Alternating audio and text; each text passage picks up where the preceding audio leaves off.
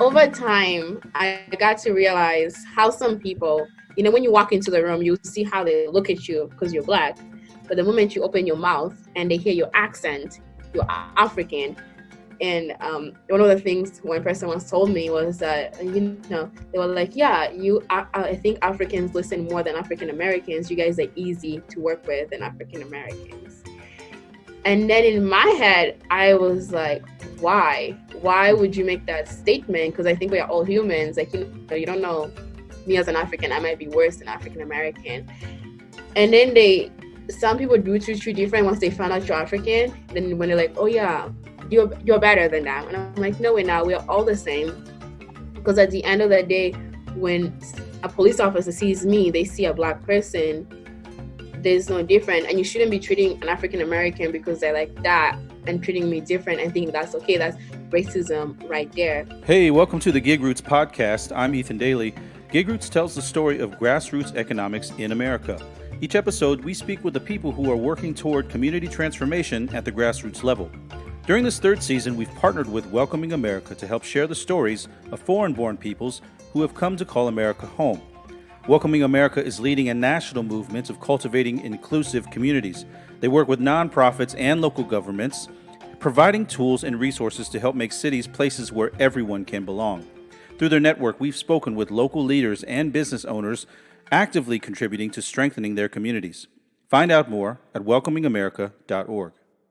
And now we've come to our final episode in the Welcoming America series, landing us in Cleveland, Ohio. In Cleveland, there's a cultural rift between Blacks in America and African immigrants dating back decades. Of course, the primary distinction boils down to one of choice, wherein one group came voluntarily, another are the descendants of those who were brought here against their will. That context makes all the difference for embracing America as a land of opportunity. However, the connective tissue is the idea of overcoming adversity, of demonstrating resilience even in the face of overwhelming odds. You heard before from 21-year-old Esther Ngemba. Esther's family became refugees during the Second Congo War. Like other hundreds of thousands, her family fled to Uganda and lived in one of the many settlements before coming to America. In addition to running her own business, Esther interns at Global Cleveland, an organization dedicated to making Cleveland a welcoming environment for immigrants and people of color alike.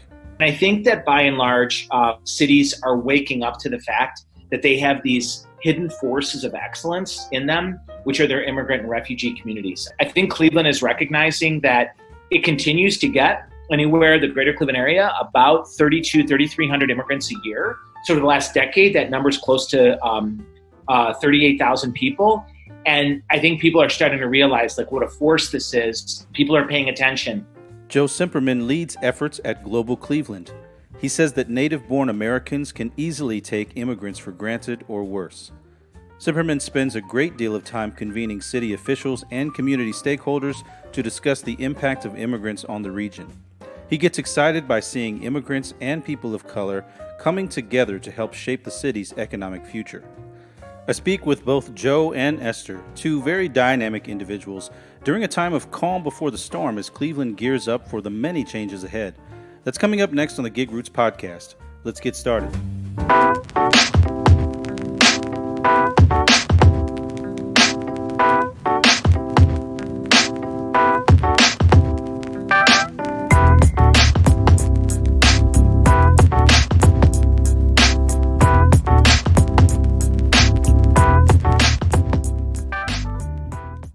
Joe Simperman is a son of Slovenian immigrants and a native to Ohio.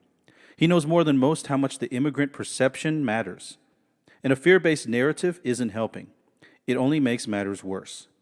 It's altogether astounding how much immigrants contribute to society and the economy, and it's even more confounding that they do so while simultaneously receiving neglect and aspersion, particularly when considering how many would have otherwise faced certain death had they not come to this country.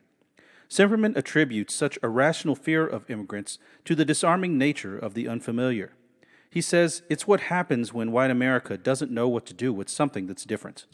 So just talk about what's been your experience just living in the city, being there in Cleveland for all this time. Well, Cleveland's, a great city. I was born and raised here. My mom immigrated here from Slovenia, former Yugoslavia. My dad, his folks were immigrants from the same country. So I kind of grew up in this, a little bit of a bubble in a neighborhood just east of downtown. But the neighborhood was always a third African-American, a third Puerto Rican, and about a third Eastern European. So it was a real quintessential city kind of life. Where I went to school, where we worshiped was very much part of our culture, but where I played, where we lived was very much a part of this other culture. And, Cleveland's a place that right now, about 7% of its population is foreign born in the city.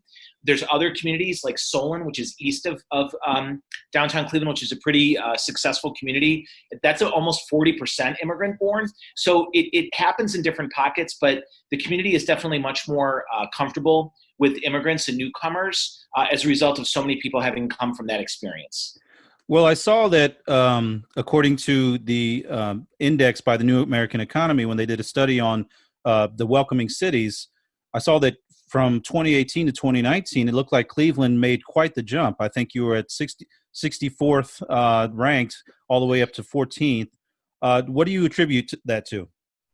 Ethan, the truth is, and I think this is true for a lot of communities in the United States, people take newcomers and immigrants and refugees for granted, right? We know that as a group, they vote, they participate in the economy, their kids attend school. Their immigrants are, and I'm not trying to, glorify or romanticize it, but I think, even my mom and dad, my dad wasn't an immigrant, but my mom was. There's always this sense in our house that we had to do more, be more, act in a different way because, where I went to high school was a pretty elite school where in the grade school I went to, the elementary school I went to, probably half, if not 75% of the kids grew up in immigrant families.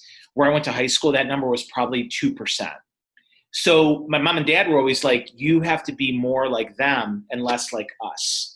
You have to be more attentive to school. You have to be better in academic. You can't just be a good soccer player. You have to start. I mean, it's just the whole thing. And I think that by and large, cities are waking up to the fact that they have these hidden forces of excellence in them, which are their immigrant and refugee communities. Cities like Utica, that have seen an incredible Bosnian community, cities like Minneapolis that have the Hmong community, the Somali community, Right. Houston, which is a great Democratic Republic of Congo community, Congolese community. They're kind of aware of it. I think Cleveland is recognizing that it continues to get anywhere, the greater Cleveland area, about 3,300 immigrants a year. So over the last decade, that number is close to 38,000 people. And I think people are starting to realize like what a force this is. And governments are waking up here. Even people are paying attention. Policies are being written now that are saying, we want more of these newcomers here. We want to reach out to the Arab-speaking community for our smaller stores. We know we've got a large Guatemalan or Mexican community here. We have to do more for them. And, I'll say something else. As a city that's getting older, younger people have less hangups. I was on a call about an hour and a half ago, right, with two leaders in our African-American community, a woman who runs the NAACP and a man who runs the United Black Fund. And we're doing a panel on Welcoming Week. And on that panel is a woman from the Democratic Republic of Congo, who's a really strong entrepreneur named Esther Ngemba, and a young man named Kwame Bachwe from Ghana, who's doing his doctoral right now on urban economic development. And these four people, all Black, two African-American, two from the African continent, are talking about what can we do to help each other and help our cause. You would have never had that in old Cleveland, old Detroit, old Chicago. And I think there's like a common sense of, and I think our federal government is actually helping this in spite of themselves. They have so defined the narrative as you are the other that all these others, Ethan, are finding themselves. I mean, I would love to see how many of our immigrants participated in the Black Lives Matter rallies in Cleveland after George Floyd was murdered. Sure. I will tell you, just from the Facebook posts and the Twitter posts, I'm like, my friends from the Dominican Republic, my friends from El Salvador, my friends from Congo, my friends from Somalia. It's like creating this moment where I think cities are kind of really waking up to it, and Cleveland's no different than that. I also think there's a lot more intentionality by our businesses and our philanthropy. And so, the trick is not how do you get to 14, but how do you stay there and get better? Well, so that message of the other that you spoke of, that's a very visceral feeling for a lot of people of color. All these people that you interact with on a regular basis, Joe, how do they describe their feelings about living in America in 2020? Ethan, that's a great question. We have this program that we just started a month ago called Global Rising, where we put the call out and said to immigrants, newcomers, refugees, if you are looking to get more into the network of economic development, civic engagement, political, finance, educational, medical, Cleveland, we want you to participate in this program. It's free. Every single participant has a mentor in the field that they wish to pursue. There's speakers like our mayor, our senator's going to be on a panel, our U.S. senator, heads of hospitals, heads of businesses, heads of banks, and the mentors are talking to our newcomers 2 or 3 times a month. And, Ethan, if I would have taped some of these calls where we had these very personal conversations, they were heartbreaking. People felt very lonely. They felt very much as the other. Even where they were in communities that were more welcoming, there was just this innate sense of this isn't my home. I don't really belong here. Even for people, we have people in our program who came from Syria who would have been dead if they were back in Damascus. We have this woman who was in our program who was from Sierra Leone, and her dad was a lawyer. And if she would have stayed where they grew up, they would have killed her. Even then, there's this sense of like, I miss what it was or the idea that it was. And so I think part of what it is we just have to get better at that kind of relationship building that, we call it in nonprofit or the private sector speak, we call it networking. But I can tell that part of this is such a moment where when we're all on the call together, Ethan, even though they're from, there's 24 of them now, 24 participants that are from 16 different nations outside the US, I can tell on this call, and I even said this to one of our participants, she was from Jordan. I said, I was so quiet because I realized that for the first time in my life, I was the other. I'm this white guy, went to good schools, male, living in Cleveland, doing the Cleveland thing. And I sat back and I was like, wow, this is like an hour of my life. This is their life. But the way, Ethan, that they were crisscrossing, shortcutting, messaging each other. Hey, I know you're from Burkina Faso. I have a friend who grew up here and you have this interest in this. How can we help each other? And I think what we have to do, especially now as we're coming up on 4 years of brutal treatment of anybody who's not a white man, is we have to repair the breach that much more quickly. Well, you're developing a sense of it just by virtue of those relationships, the people that you're interacting with. So, not everybody celebrates ethnic diversity, obviously. Not everybody even perhaps has the opportunity or looks for opportunities to surround themselves with people that are different than them, right? So to some extent, that sort of drives perhaps the fear or that sense of things. But what's happening when these sort of conflicting ideologies clash with one another? It's a great question. So I always want to be upfront. I shared a little bit about my own bias and my prejudice. My mom spoke better English as a language than I do, but her accent was so thick. And, Ethan, it's I call it the exotification of the newcomer. Oh, where are you from? No, where are you really from? And, do they have electricity there? And, just the questions they would ask my mom. And my mom had a master's in English and Russian. And people would be like, look, you're like a little doll and we just want to dress you up. And sure. I remember thinking to myself, it's this, it's what happens when white America doesn't know what to do with someone who's different. Right. And, right. and and I have to be honest with you. So I make judgments, right? As that kid of an immigrant mom whose English was, great, but who had a thick accent. We had a naturalization ceremony 2 years ago on Constitution Day, which is coming up September 16th. And we did it at one of our big halls in Cleveland. And we had a judge, and we had the New York City commissioner on immigration. She was amazing, and she came. And this dude walks in with some motorcycle club, leather vest, hair down to his behind, white guy. He's got the John Lennon glasses on. And I thought, oh, Christ, I didn't get security for this event. I didn't think I'd need it. It's a citizenship event. We got more American flags than, behind a presidential campaign.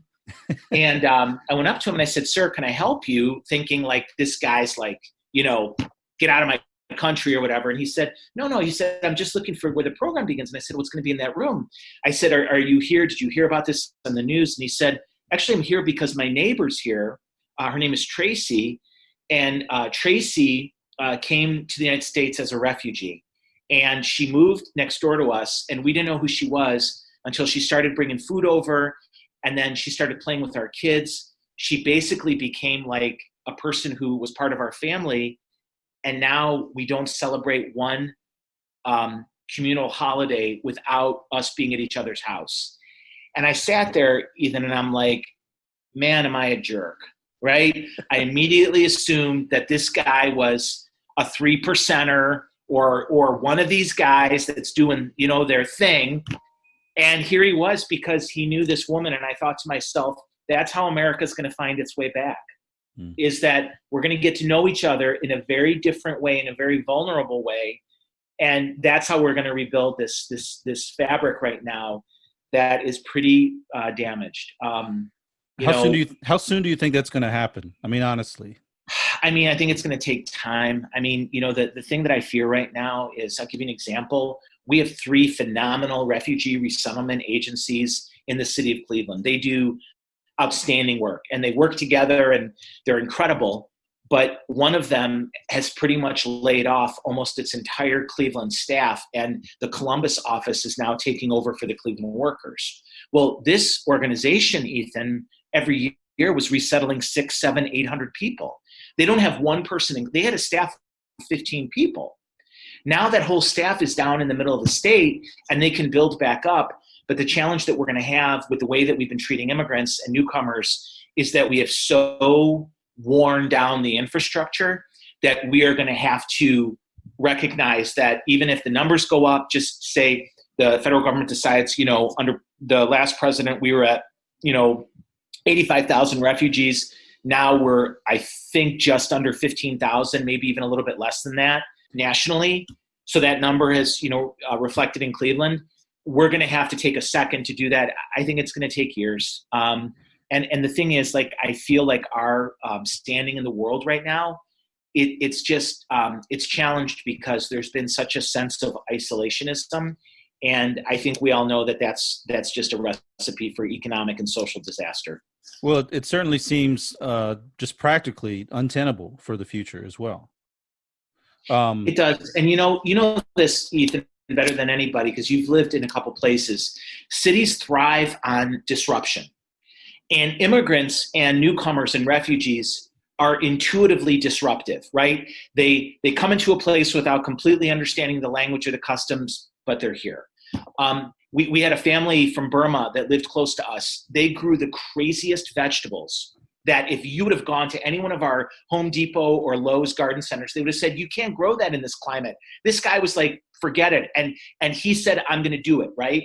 It's this whole idea about starting companies, starting a new life. We say all the time, Ethan, at Global Cleveland, to immigrate is an entrepreneurial act.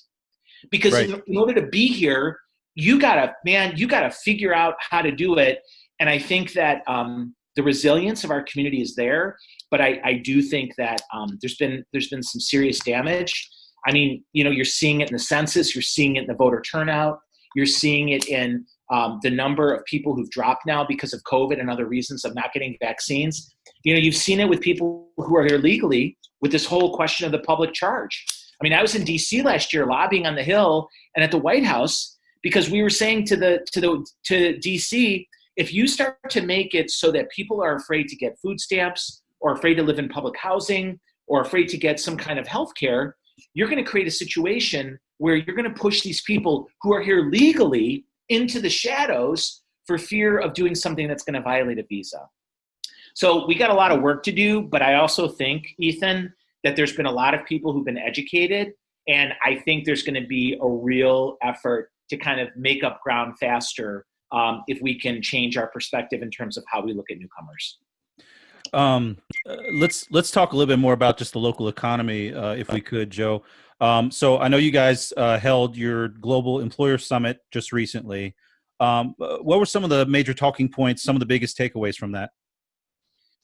We have a huge talent gap. We still do. I mean, companies in Cleveland will tell you that our education system is 50 years behind our economy, and our immigration system is 60 years behind our economy.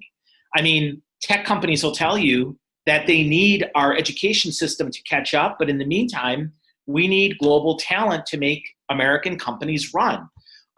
Innovation that comes from people who've grown up somewhere else. This whole idea about how to create a different kind of perspective. So it's really interesting because there's xenophobia is almost a luxury, right? These companies are desperate, right?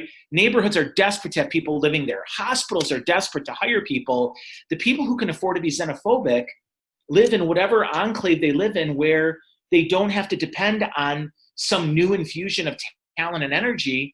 And I see those enclaves getting further and further apart and older, Ethan. And, it's going to come a point where America is not only browner and blacker, and certainly both more than white, but it's going to come to a point where we recognize that either we integrate into our economy people who are very different than us, or we will absolutely fall behind, as I fear sometimes that we're doing right now. I think companies are ready to make the move. I think everyone's waiting to see what our federal government's going to do in terms of how it's welcoming or not these international newcomers. But as Joe alludes to here, debate over immigration ensues. Just a few days ago, President Trump made his way to Lordstown, Ohio, about an hour outside of Cleveland. There, Trump made claims of an economic resurgence after the town had lost a General Motors plant. He also made separate comments claiming that his opponent, Joe Biden, plans to offer free health care to illegal immigrants. The Associated Press was quick to jump on the falsity of these claims, citing initially that Lordstown, while gaining jobs via launching a new automotive plant for electric vehicles, still trails behind and has the third largest unemployment rate in Ohio. In contrast, Cleveland is slowly regaining its economic standing thanks to immigrants flocking to the region. According to Global Cleveland, the region saw nearly 30% of new businesses coming from immigrants in 2014. During the time this podcast episode will be released, the president will have made his way back to Cleveland for the 2020 presidential debate against opponent Joe Biden. There's a twofold dilemma in discussing immigrant policy that relates to issues around race in this country. Black people in America have struggled for true equality ever since slavery ended, and many immigrants coming to America are escaping dire circumstances in their own countries, in some cases, even escaping certain death. There's been a consistent narrative over time, driven mostly by fear of the unknown. It was in 2016 that Esther Ngamba first began taking notice of this paradigm. Now, she focuses on disrupting that false narrative by sharing her story. So you're an intern at Global Cleveland, Yes. and you're a student. What are you studying? I'm a double major in political science and peace, justice, and human rights. Okay, where are you going to school? John Carroll. Okay. Yeah. So interning, studying, and then you have a business too. Yes. You got a lot going on, girl. I know. It's a lot. How's life in Cleveland nowadays? Just how would you describe how things are? Right now it's pretty well. I think it's pretty chill because of COVID. There isn't a lot that you can do. It's relaxing. It's cold. I don't like the cold weather. Fall is coming. Yeah. But it's really relaxed right now. Yeah, it's really relaxed. Where's your family from? Originally, my family is from the Democratic Republic of Congo. But here in Cleveland, they stay in the metro area around Ohio City. That's where we live. Okay. When did your family come here to the States? So we came to the state in November 1st of 2011. Okay. And how old were you at the time? I was 12. 12 years old. Okay. And you're how old now? I'm 21. Big family, small family, brothers and sisters, all that? Yeah, so we it's mom and dad, and then I have two brothers, two sisters. But then also my oldest sister got married 2016, I think 2016. And now I have a nephew and a niece, so that's exciting. Oh, that's wonderful. So you're an aunt as well. I know, I'm really excited about Yeah. that. Excellent. So, there's just so much uncertainty Mhm. nowadays with everything. What's your anxiety level like right now?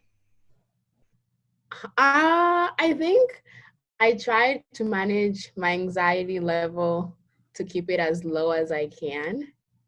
Sometimes it goes high because I get overwhelmed. Like, with COVID, there's a lot going on with school, with the election, because I'm also in student government. I'm the executive vice president of student government.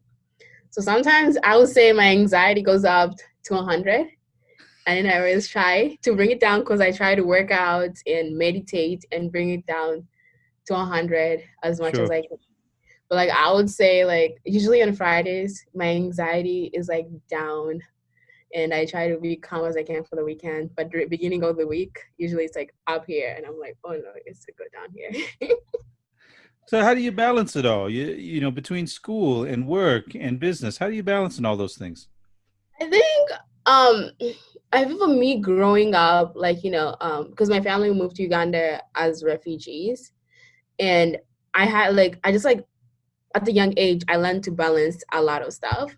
Because even when, like, for example, when we moved here to the States, mom and dad were really focused on like providing like a living for us as like, as refugees and immigrants moving to the state, they don't speak a lot of English. So basically, you don't want to bother your parents with like, hey mom, like I need to go to a sport game, I need this. So like at a young age, me and my siblings just we learned how to like pull the string of learning how to get scholarship, financial aid. Like, if you want to be in like extracurricular curriculum activities, you learn like, like, hey, like, I remember when I was in middle school, I really wanted to play basketball, but I knew my parents worked so late. So like I managed to like tell the coach, hey, I really want to play this sport, but like, is there a way where the girls who live next to me where they can give me a ride? So like I think like I learned how to take the responsibility of like doing a lot of things, but also like learning the right balance. Cause like growing up, I saw my parents, like both of my parents in Congo were entrepreneurs. So my dad owned his own business, but also at the end of the day, he would come home and we had like a huge house, and he also worked on the firm. And my mom would still take care of us while they're still taking care of their family. So I saw my parents like, juggle it all out and still to make it out. So I feel like I always say, my dad always say I have my grandma's like hustle in me of just doing a lot of things. So I have learned to balance it out, but I always say I'm always learning how to balance everything out. But for me, one of the things I say, like I do a lot, like since high school, I do know I do a lot. But like I have a planner, I have a Google Calendar, and I also have a to-do list, and I write everything down to like if I have something like like my meeting with you, I knew I had it this time. It's in my Google Calendar. It's also in my job calendar.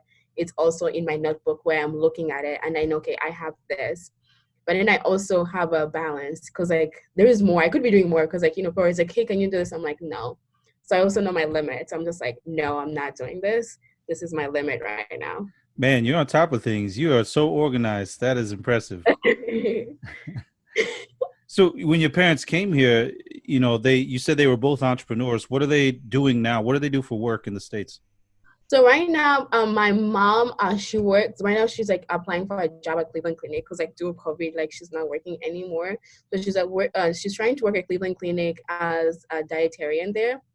My dad is currently home because he got injured from his job. So he got a really bad back injury. So because he used to work for Evergreen, and it's a lot of like bending, like farmers work. So he got injured doing that. So they are both home right now. So which is kind of like interesting. So we all like had to learn how to like getting ourselves to pay for college and also like high school, like getting all those scholarships. So we had to like learn to get in. Like I'm the youngest of five. So I saw my siblings. I mean, my sister, I she got lucky and got a full scholarship because like she was super smart, because we knew we had to get scholarships if we wanted to go to like big university and achieve our big dreams. Like we knew our parents, because like with the economic in America, we know like how our parents like started. They can only like their paycheck will provide for bills, housing and stuff like that, like our basic need. They won't be able to provide like if you want to go to like a big university like Ohio State, like then you have to take out a lot of loans. But then also you don't want like as much loans as you can. So we knew we had to like work hard in school, like play extra sports, like get in leadership position, like make all those connections so you can find money so you can attend this big university. Because at the end of the day, my parents always used to tell us, I want you guys to get the best education that you guys can receive, and we're pushing through for you guys so that you guys can get here, and we got you here to the States, and you guys have like there is like America has so many opportunities. It's about you getting through and working hard, like to get what you need. So I think that's one of the things that they installed in us. And I think for me, like I was the youngest. I got to see my older brother who went to Lincoln West. My older brother went to Lincoln West, and I got to see him like first he went to Tri-C, and then he worked so hard. He was involved in diversity. He took like a lot of leadership thing, like Diversity of Northeast Ohio. I forgot what it's called. And I saw him go from Tri-C to like Cleveland State, like getting involved to starting his own nonprofit. And then also I got to see my sister get a full ride to Ohio State. Like she was like a straight A student, like almost went to Harvard.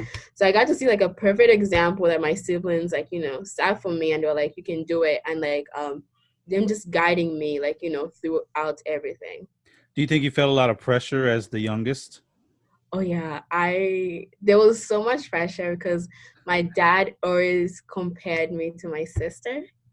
And ever since we're back home, and my sister, I'll give it to her, she is book smart, like 4.0 GPA, top 5 in her class, like book smart. I am more like a creative thinker. Like I like books, but I would not be reading a book. You would either get me like drawing or like putting graphics together. And my dad always wanted me like I remember when we're like in middle school, he's like, here's a book, read it. And I'm like, that's not who I am. So I think there was definitely a lot of pressure because all my siblings like career was already set wise. And I think being an immigrant, there are like a couple careers options that your parents think that you can be is a lawyer, doctor, engineer. Sure. So yeah. So when I told my dad, because my brother went into political science, he was the first one going to like political science.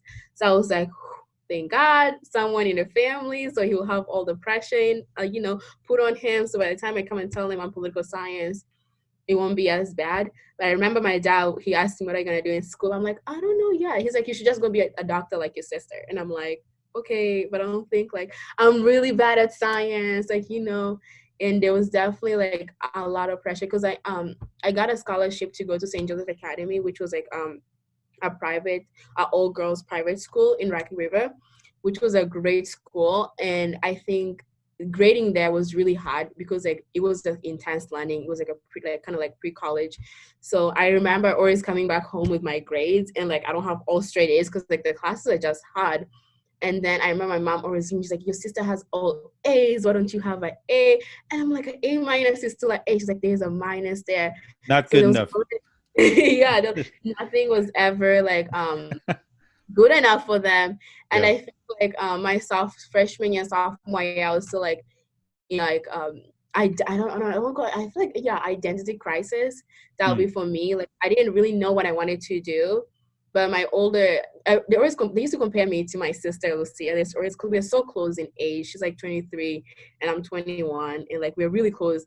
So they used to be like, your sister knows what she's doing. She's gonna go for pre-med. She's gonna become a doctor. At the time, she was also playing tennis, so she won like the entire district in tennis. So like, your sister's doing all of this. What are you doing with your life?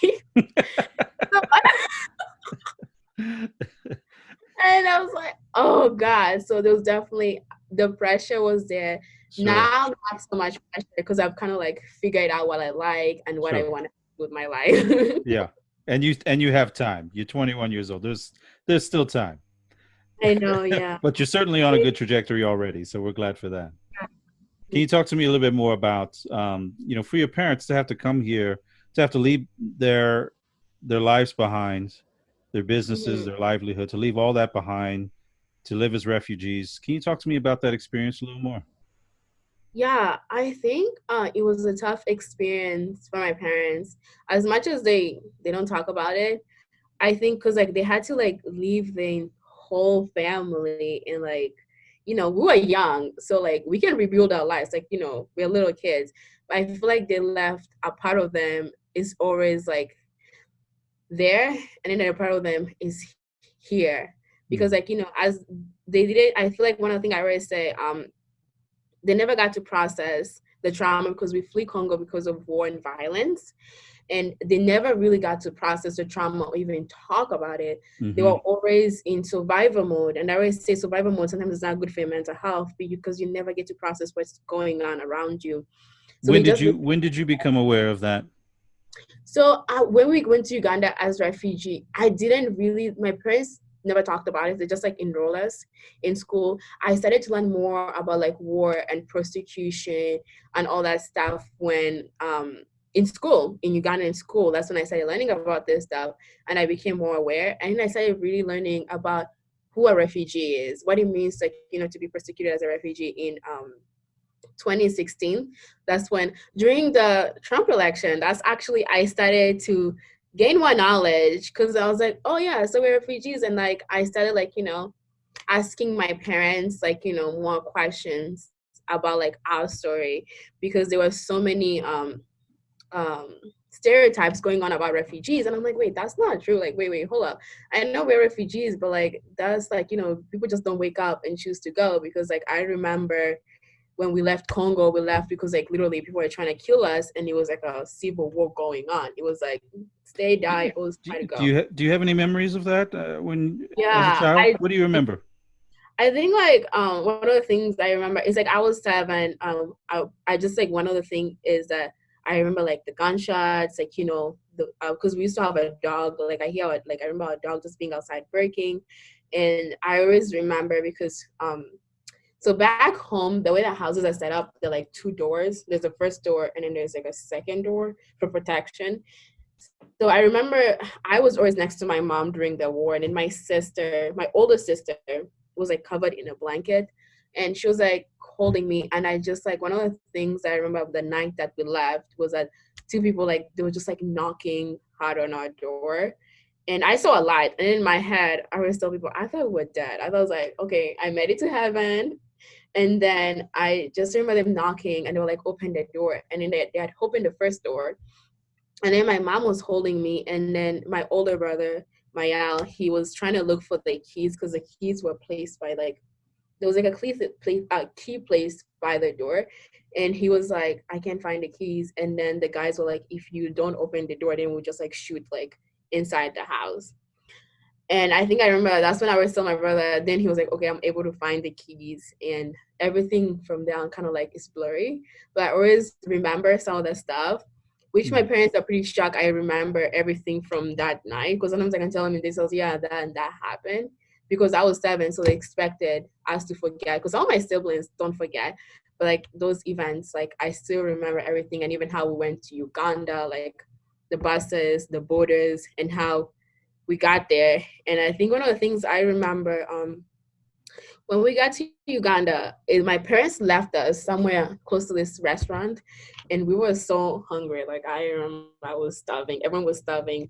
And this the restaurant lady just like gave us food. Like she didn't know who we were. She was like, "Here you go, you guys can have some food."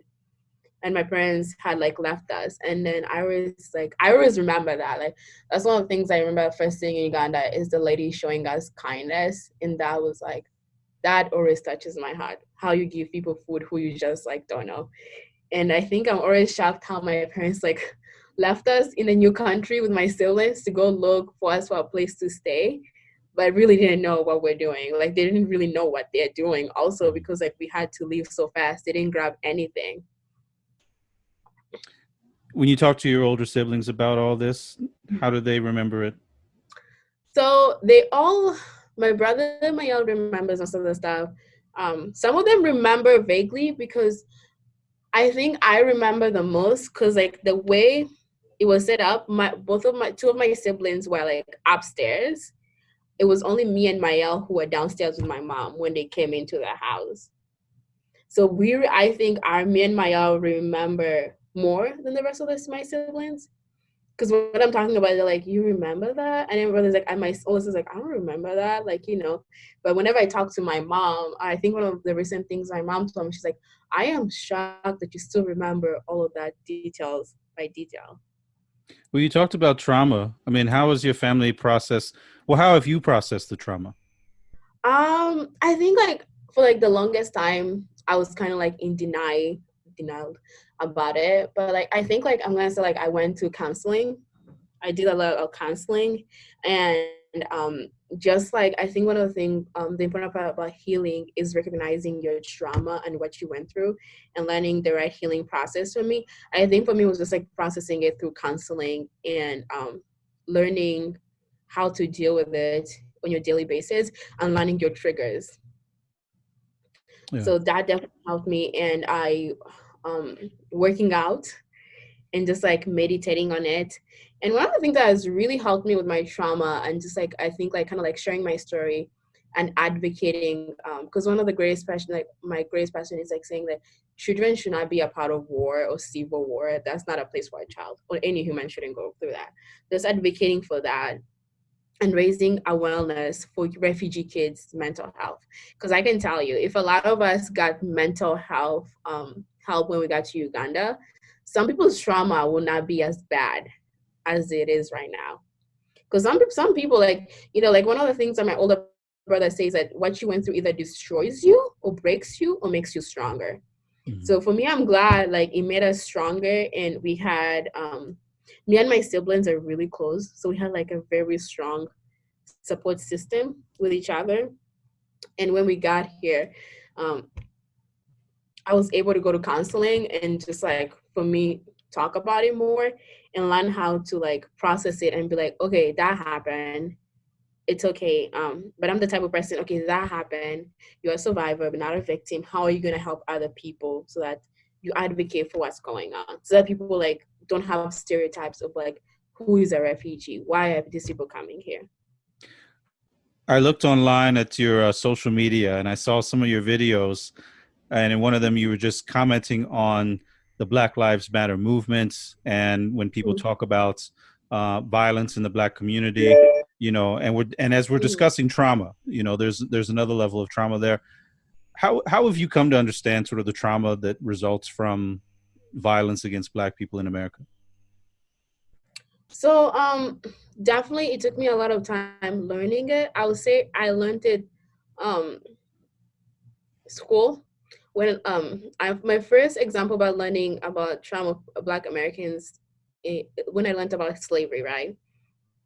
I didn't know much about slavery because in Africa they don't teach us much about slavery. So in middle school, when I started talking about slavery, I also went to a Catholic school. I was the only Black student in the class. So everyone kind of just looked at me. And in my head, I'm like, wait, hold up. I don't know anything about slavery. You had no context for it. Yeah. Yeah, and I'm learning as you guys are learning too. But everyone like expected me Sure. to comment on it. And in my head, I'm like, wait, hold up. What's slavery? What's going on? We're all like in middle school. Like what? So I think I went home. My brother John, he's like a history, like he knows everything about history. So I started asking him about slavery. So he started explaining to me about slavery and how like, African Americans were taken from, Africa and like they came here. So I started educating myself on slavery. And then by the time I got to high school, I really, really got to understand, okay, this is a treatment of Black Americans here in the States. So I think this is one of the things I always like don't like about the agencies. They don't tell you how you're viewed, because when you come to the States, you're viewed, when you're Black, you're Black. They're like people outside, like people who are racist, they're gonna view you as a Black person. So you're also gonna view racism. But they don't tell you that. Right. When people look at you, they don't know where you're from, they don't know your history, but they see a Black woman, a young Black woman. And so, but you have all these layers to your experience. You're an African, you're from another part of the world. but you're viewed as a Black woman here in this context. How do how do you work through your identity? That's what I always say. I went through an identity crisis until I learned how to be like, I'm a Black woman. I'm also an African woman. I'm also an refugee, also an immigrant. I think it took time to just brace it all in and just learn about the racism that's in America and how people view you as a Black person. I had to learn about that. And I thank God I had a lot of like strong Black women through like the leadership opportunities I had through school. I got to meet a lot of strong Black women and they got to share their stories with me. And I got to learn from them. And, having an older sister, having an older brother, one of the things that always my older brother used to tell me, yes, they're very racist, white people out here, wild child. And I didn't really got to experience racism, learning about being a Black person because my high school was 97% all white.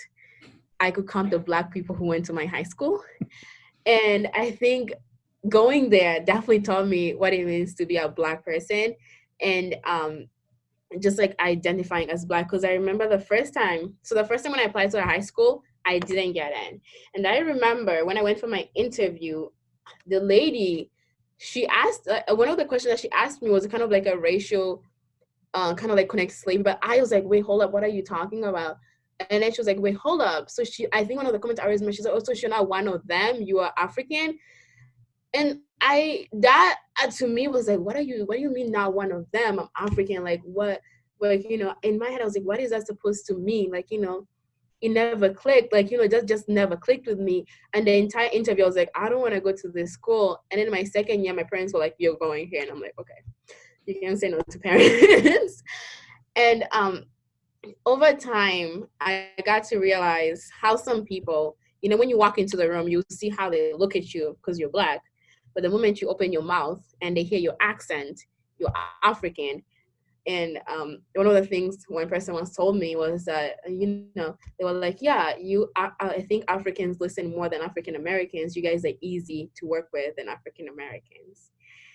And then in my head, I was like, why? Why would you make that statement? Because I think we are all humans. You don't know me as an African, I might be worse than African American.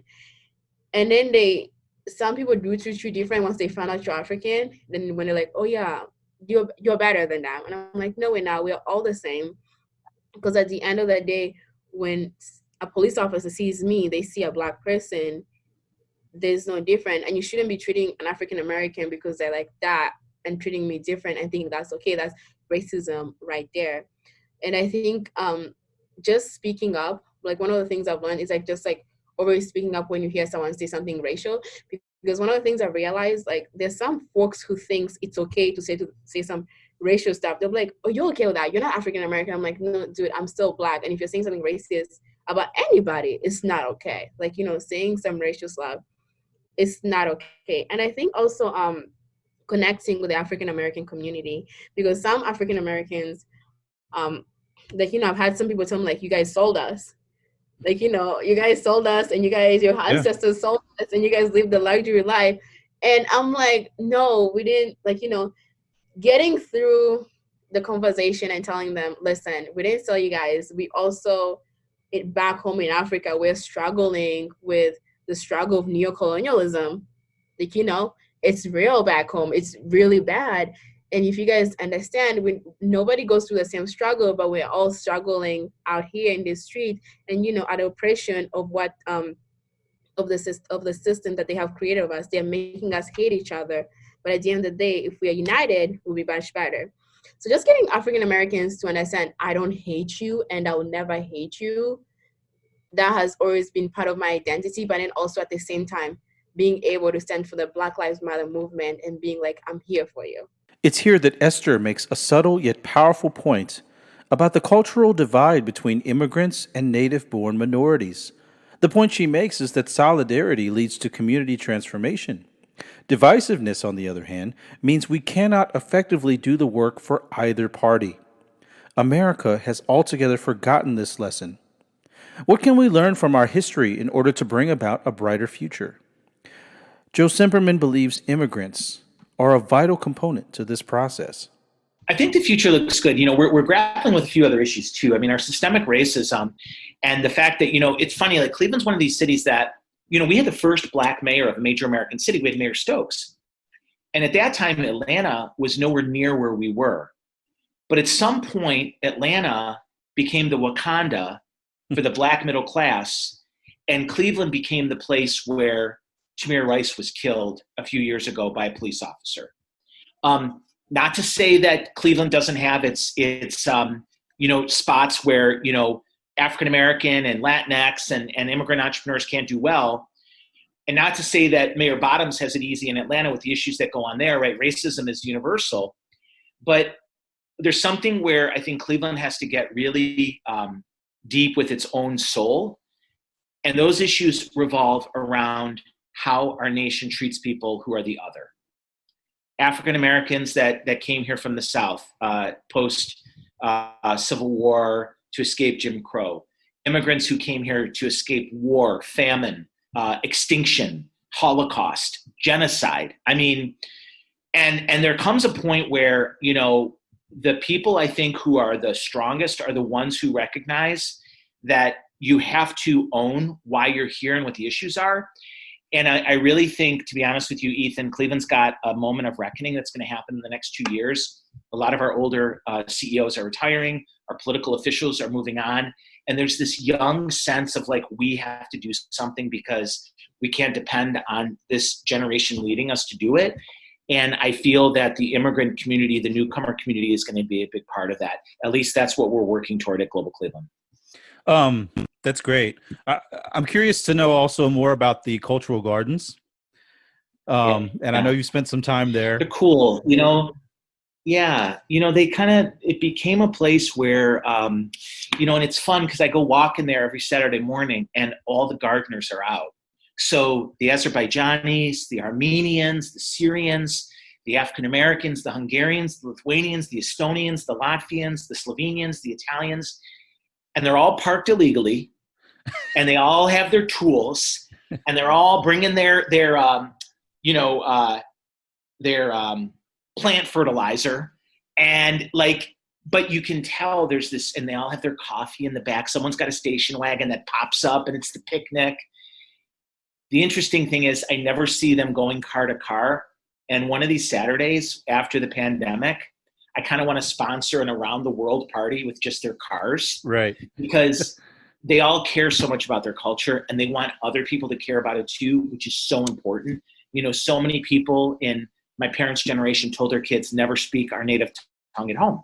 You see that in some families in Cleveland whose mom and dad speak English as a learning language and they speak Spanish.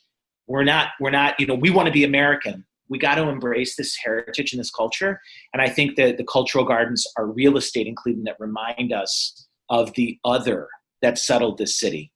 Well, it seems it's a very meaningful symbol, right? But still far from sort of the reality. And we kind of talked about some of these other major cities. I mean, I spent a long time on the south side of Chicago. Chicago is a very diverse city, but it's also very racially segregated as well. Yes. I'm just curious about the racial makeup of Cleveland, what that looks like where you're at. Yeah, so people in the immigration space, it's interesting. We go to these conferences, and there's thousands of people in these ballrooms. There are rarely any African Americans. Most of the people participating are women. There's such a heavy influence of the Hispanic Latinx community. But if we're going to fix our cities, we're going to have to fix xenophobia and racism. And there's this sense that I have that there's a pathway for newcomers and people of color, African Americans, people in the Latinx community, the Asian community, to kind of see their way through this together. Well, yeah. How do they do that together? Because that seems to be the other layer that's been very difficult to overcome. Growing up, Ethan, in the neighborhood I was in, some of my African American neighbors were more anti-immigrant than other people. Right. They would say to my mom, "Well, you're okay. You watch our kids and you come over and smoke Salem's with us, and right. You drink that crazy ass coffee that we don't sleep for 3 days. She was the exception. You're not right. You're not like them. Right. You're different. And my mom was like, no, I am them. I'm representing them. This is how we are. And then we would go to church, and our church was mostly Eastern European. And my kids would say, oh, you live on a black street. You hang out with all those black kids. And my mom and dad are like, what is your freaking problem? And so you see it, but I think that as cities are struggling, people realize there's less people that are part of the cavalry, and that if whoever's here, you got to make it, right? You got to ride or die. And I see that happening more and more. And during our welcoming week stuff, you're going to start to see that a lot. We've got panels on the Latinx community, people who immigrated and were born here. Got a panel on 2 African Americans and 2 African diasporans. Got a panel on journalists, women of color, who are either Muslim, born abroad, first generation, living in an era of fake news. So there's going to be a lot of really interesting stuff where we're kind of hoping to get into that actual myth. But I will tell you right now, Ethan, we're at the beginning. Hey everyone, thanks for listening to the podcast. Remember to support our show so we can keep bringing the most unique content featuring the world's realest entrepreneurs. Go to our website, GigRoots.co, where you can find more episodes, give a donation to the show, and stay up to date with the latest news. Be sure to subscribe to this channel for more great content. Right now is the time to celebrate marketplace diversity and to support grassroots economics. We'll see you next time.